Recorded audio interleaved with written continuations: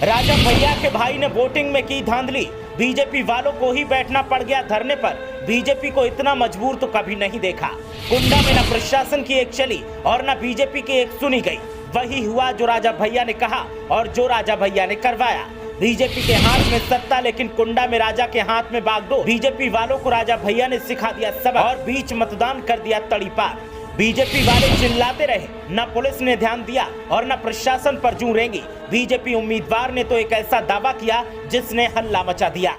कुंडा का सियासी पारा एक बार फिर से चरम पर है। एक बार फिर राजा भैया सुर्खियों में है और पहली बार बीजेपी बेबस दिखाई दे रही है। निकाय चुनाव की वोटिंग यहां पहले चरण के दौरान हुई और वोटिंग के दौरान जो हुआ उसने तो हंगामा खड़ा कर दिया। सत्ता भले बीजेपी की हो, मतदान के दौरान भले ही बीजेपी ने हर ओर मनमानी की हो, लेकिन कुंडा में राजा भैया के सामने बीजेपी सरेंडर दिखी। यहाँ बीच मतदान में राजा भैया के इशारे पर घपले का आरोप बीजेपी ने लगाया है और जब कहीं सुनवाई न होती दिखी तो फिर सत्ताधारियों के नेताओं को धरने पर मजबूरन बैठना पड़ा। धरने की तस्वीर जिसने भी देखी वो हैरान था और लोगों ने तंज कसा कि मनमानी और हेकड़ी तो राजा भैया ने निकाल दी। अब जीत हासिल कर गुलशन यादव हार का टीका विरोधियों के माथे पर लगाएंगे।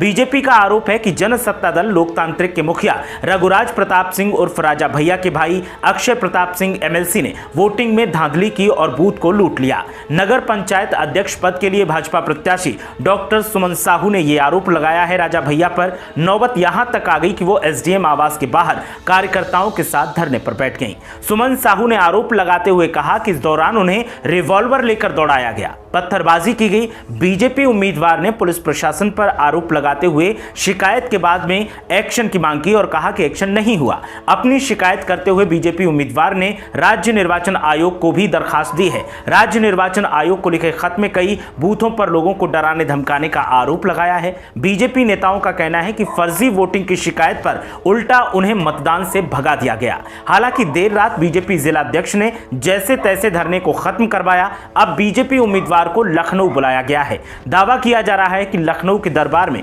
मामले की सुनवाई होगी और हो सकता है कि अब राजा भैया के खिलाफ भी कानूनी एक्शन का दौर शुरू हो जाए। गजब चौंकाने वाली बात यह है कि पूरे प्रदेश में जहां जहां पहले चरण का मतदान हुआ वहां बीजेपी पर मनमानी और पोलिंग बूथ पर दबंगई दिखाने का आरोप लगा, लेकिन कुंडा में बीजेपी ही राजा भैया के आगे सरेंडर दिखाई दी और अब आरोप लगा रही है। ऐसे में सपाई जमकर मजे ले रहे हैं और सपाइयों का कहना है कि चोरों के घर जब चोरी होती है तो यही नजारा देखने को मिलता है। अब हर किसी की नजर लखनऊ दरबार पर है कि जो नेता बुलाए गए हैं उनके पक्ष की सुनवाई के बाद सरकार क्या फैसला लेगी और क्या एक्शन लिया जाएगा।